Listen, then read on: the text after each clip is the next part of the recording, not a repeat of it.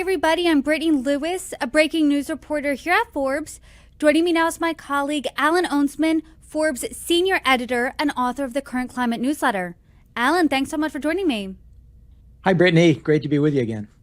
It is great to be speaking with you because we talked about this last week, but Elon Musk, he had his trillion-dollar pay package approved by Tesla shareholders, but you're reporting just days later, two engineers who have both been with the company for 8 years and worked on the EV side of the company, they both quit just a few days later, and this comes after a string of other high-profile employees were either fired or left Tesla as well. You're describing this as an engineering exodus. Why are we seeing this? That's a great question. As you mentioned, on Sunday, two high-level engineers at Tesla, Emmanuel Lamacchia and Siddhant Awasthi, both announced on LinkedIn that they were leaving the company. They said, it's been a great experience. They thanked management and said, we'll keep you posted on what comes next. But in each case, Emmanuel Lamacchia ran the Model Y program globally, and that is Tesla's single biggest moneymaker. That vehicle is, one of the best-selling, if not the best-selling cars in the world, and is the cornerstone of Tesla's revenue. And Siddhant Awasthi was in charge of the Model 3 and the Cybertruck program. So, between those three products, it's about 90+% of Tesla's sales volume. So that's not inconsequential.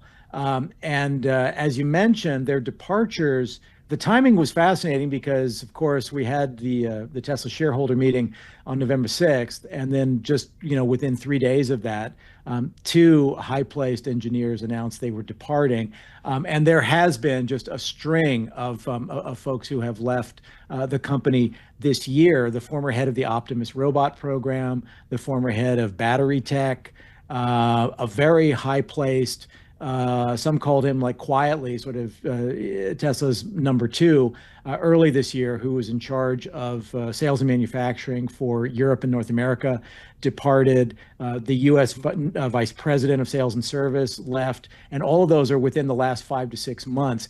And while Tesla employs a lot of people, Tesla has a very light C-suite and not a lot of known high-level executives aside from Elon and the CFO. So when you get departures like this, it's pretty meaningful because these are big programs. So if you've got somebody who was running the Model Y program, the Model 3 program, the Cybertruck program, the Optimus program, and the battery tech, those are all pretty core to Tesla's business. So it's certainly notable. And I know that you said the two engineers who left over the weekend, together they ran 90% of the sales volume at Tesla. I'm curious because you and I have had a lot of conversations of Tesla not really doing well this year. Q1 and Q2 weren't great for Tesla. Q3 was what you described as a sugar high. Cybertrucks flopped. How much of that do you think is that the fault of these engineers or the other high-level engineers and not just Elon Musk? Well, undoubtedly, perhaps they were getting some grief internally from Elon Musk because he's not a patient person, and if things aren't going well, he will make life pretty difficult for people. So I have no doubt that both of those engineers who left were probably dealing with a lot of tough feedback from Elon. But if we look at the products themselves, Cybertruck. The only person responsible for Cybertruck at the end of the day is Elon Musk. It's his design. He wanted it. It's exactly what he wanted. And so, one of the engineers is tasked with having to make the most of a product that Elon really prioritized, and that has turned out to be one of the single biggest failures in the modern era in the auto industry. He predicted hundreds of thousands of sales. It did about 50,000 in its first year, and it's tracking to do about half that this year. So it's not a success. Multiple recalls. It's the butt of jokes by late night talk show hosts and comedians. So it's not been a great outing. In the case of the Model 3 and the Model Y, the volume there is still high, although declining. And one of the reasons it's declining is Tesla hasn't done what normal auto companies do. Take Toyota or Honda. Every 4 to 5 years, they'll do a full model refresh of the product and add lots of new features and tweak the design, and it may end up looking a lot more compelling. Tesla is really not interested in doing that. It essentially has established these products and then it just lets them run with not a lot of major changes over the course of their life. Just this year, both Model Y and Model 3 have been lightly refreshed. They have a new looking front end and a slightly different front headline design, but that's about it. It's not a major like, they didn't redo it from scratch. And the reason for that is it's really profitable not to change your product. If you've done the CapEx and the investment to do a new model, and then you just let it run, that's great. Because you've amortized your investment in it and you're making back your investment, so the margins get more attractive the longer you let it go. The problem is consumers get bored. Model 3 came out in 2017. Model Y came out at the end of 2019, beginning of 2020. The 3 is long in the tooth. We're 8 years into it, and it hasn't dramatically changed. Model Y is 5 years old, and again, it's just received its first kind of major refresh, which was the front grille, but it's pretty superficial. So the engineers who left, they would oversee production of these modified vehicles. And Elon's goal is to maximize the profit margin for the existing product. So what we're seeing is, in each case, the company did not invest substantial amounts to redo these products. They did sort of light, superficial things on the surface, and this is where Tesla's getting hit, because there's just a lack of fresh product at the company, and that's separate from anything else with the reputation and how people view Elon. The auto business, at the end of the day, it's all about new product, and car companies for a century have focused on that. Elon doesn't come from that background, and his view seems to be, I've designed it, it's fine as is. We'll do some light refreshes, but no major redos. And in fact, the newest iterations of the Model 3 and Model Y are simply cheaper versions. So they've downgraded some of the materials and other things to sell them for a little bit less, to try to help the appeal. Not a lot of industry analysts think that's a winning strategy, that an existing model that you just make a little less attractive by taking things away doesn't necessarily excite people to buy it. Probably if someone wants a cheaper Tesla rather than getting the lower grade version or the discounted version of a Model Y, you would get a lightly used version that would probably be about the same price. So in terms of strategy, it's objectively, there may have been some frustration with the engineers with this approach, because auto engineers want to do new stuff, and they always want to do new stuff. That's exciting. Overseeing something that's not changing is not that interesting.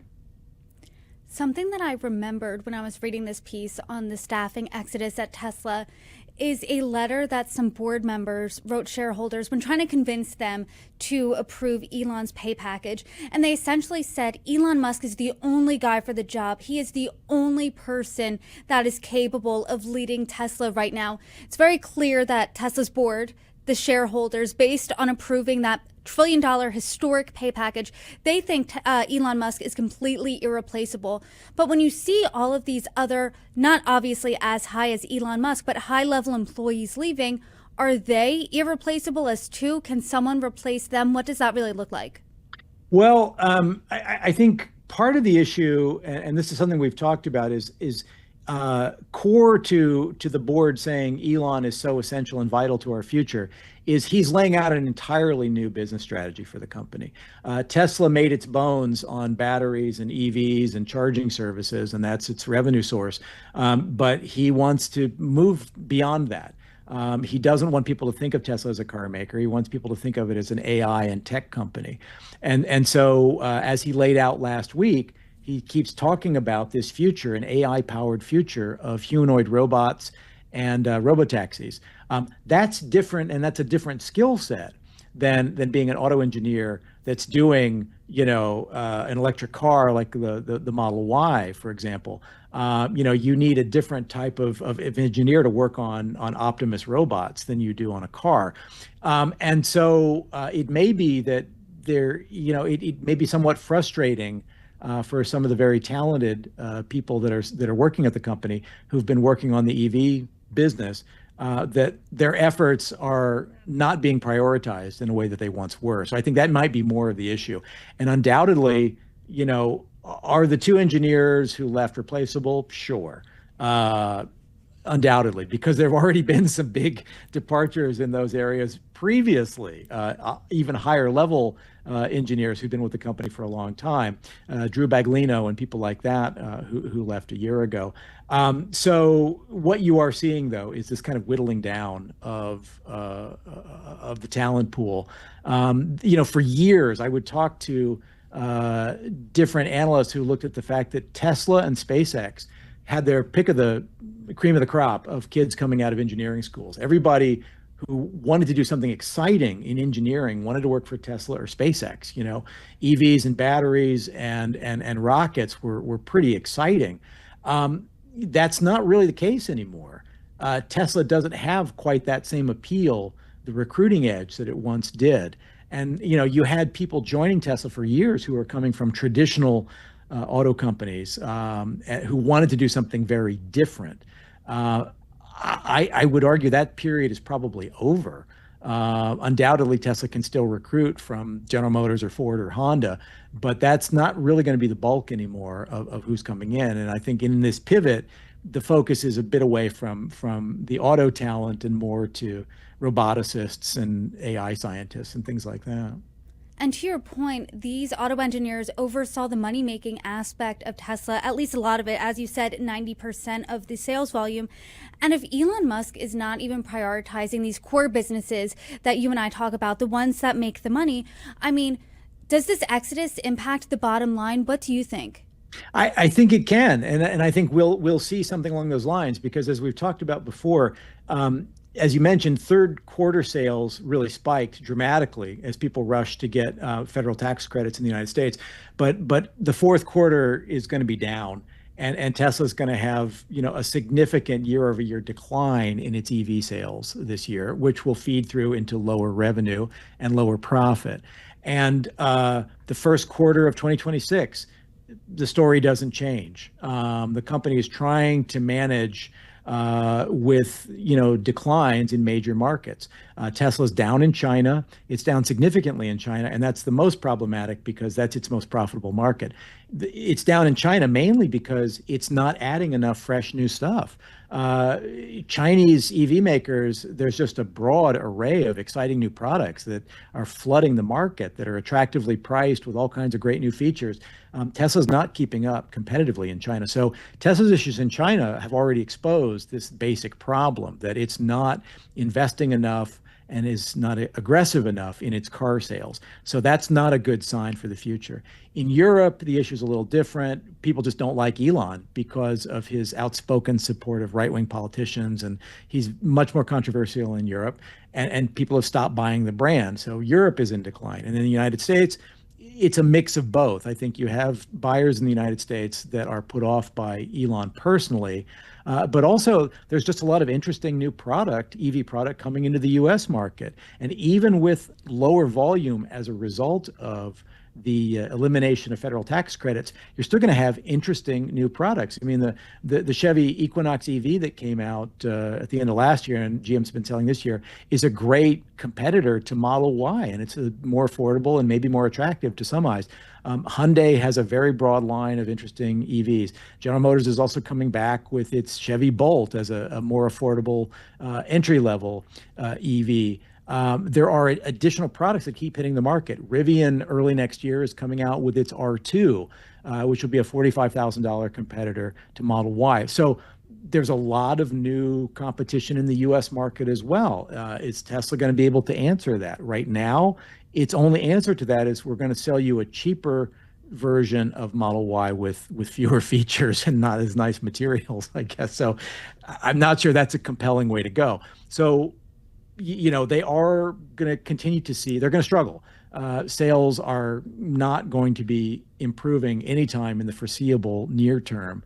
And so that is a real issue. So the departure of these engineers in this case, I think that's a sign of they understand what's coming, which is, Tesla's going to keep doing what it's doing right now with few changes, with little fresh product, and the market's going to hammer them. And maybe, I don't know the inside of what was going on, but perhaps they were getting yelled at a lot, and they didn't like that. So we'll see where the two of them end up. It almost seemed that, like, I don't know if their departures were coordinated, but it was curious that within 3 hours of, they both announced they were leaving at approximately the same time, and clearly they've worked together closely. So we'll see where they if they pop up at a competitor, for example. And your piece really hinted at the future of Tesla, and I want to read part of it because you wrote that the most recent departures, quote, underscore a continuing problem that Tesla's board appears uninterested in solving: the lack of a strong executive team and a clear succession plan for the post-Musk era. And he has some goals that he has to hit, some lofty goals here in order to get that $1 trillion pay package within the next decade. But can you imagine, or is there a world where Elon Musk leaves Tesla anytime soon? Because I can't really imagine a Tesla without Elon Musk. And you've said this in this conversation as well as conversations in the past. There's Elon Musk, a very thin C-suite that apparently is getting much thinner, and then most of the employees are rank and file. So is there anyone that could ever replace Elon Musk, do you think? Within the company, honestly, there's no one who comes to mind in-house. Tesla once had a pretty broad set of executives who did a lot of things. The cupboard is bare. There's been so much turnover, so many departures. I can't tell you right now who has real authority and who would be a clear number two. It's and that point about the board, I mean, this is reality. Like, there is no succession plan. If something were to happen to Elon, if he gets hit by a bus tomorrow, Tesla's in trouble. There is no one waiting in the wings to take over. And I think Elon wants it that way. I don't think he sees the company with a future without him. To your point, would he leave the company? I can't see him doing that or doing anything that would harm his wealth, because all of his wealth is tied to Tesla at this point. So it's mutually assured destruction. If he leaves, it's bad for the company. If the company gets rid of him, it's bad for the company. So they're just kind of locked into the situation. But it is really, it's quite something where there is no clear successor. There's no president. There's no COO. Right now, I think, I'm not even sure there's an executive vice president at the moment. I don't know if anyone holds the title higher than senior vice president. And that's unusual. I think you can look at any public company, any large public company, and there's a pretty big C-suite. There are a lot of executives there, and that is simply not the case at Tesla. And many in the past who looked like they could be successors have left and are doing different things and are at General Motors and at Ford and many other places where they've just decided to move on. So that seems pretty risky because people don't last forever and things happen. So you always want to have a backup plan, and I don't have a clue what the board's backup plan is. And do you think that this indicates at all that Elon Musk is going to have a shift in strategy when it comes to the future of Tesla? Because after he was awarded that $1 trillion pay package, after the shareholders voted for it, he was laying out the future of Tesla, and it seemed like he was bored of electric vehicles. It seemed like he was really into AI and robotics, and that's what was exciting him. As you and I have talked about time and time again, those aren't the money makers. They haven't made Tesla any money. It's the EVs that are, it's the batteries that are, it's the charging stations that are. Do you think that this exodus shakes anything up when it comes to Elon's vision? No. I think it's aligned with where he is right now, that he's just not prioritizing the auto business. He did talk about two products that are supposed to come out next year. The Tesla Semi, which is many years delayed, is apparently finally going to come to market. It's an electric semi truck with 500 miles of EV range. But at best, that only adds several thousand units of additional sales to the company. commercial trucks, full size Class 8 commercial semis, that's not a big market. I think it's fewer than 100,000 trucks that sell annually versus 16 or 17 million passenger vehicles. So it's a much smaller market. And if Tesla sells 10 or 20,000 semis, that's huge within the trucking industry, but that's not an incredible amount of additional revenue. So even if it comes out, I think it's questionable how big a component that's going to be for the business. The other product that's a curiosity is the Cybercab, which he promises goes into production in April. The challenge with that is it's a two-door product, a two-door electric car that apparently was what was being called for a long time the Model 2, the Tesla Model 2, that Elon said last year the company wasn't going to do. He said, we're never going to sell anything that's not fully autonomous from this time forward. So he claims as of April that that product will go into production and would be on sale shortly thereafter with no steering wheel, no pedals, no side mirrors, and with full autonomous capability. There are two challenges to that. Number one, as we've talked about in the past, Tesla is not the leader in autonomous vehicles and does not yet have a fully autonomous vehicle, despite the name full self-driving. Waymo does, but Waymo is not selling you an autonomous vehicle. They will let you ride in them in their Robocab service.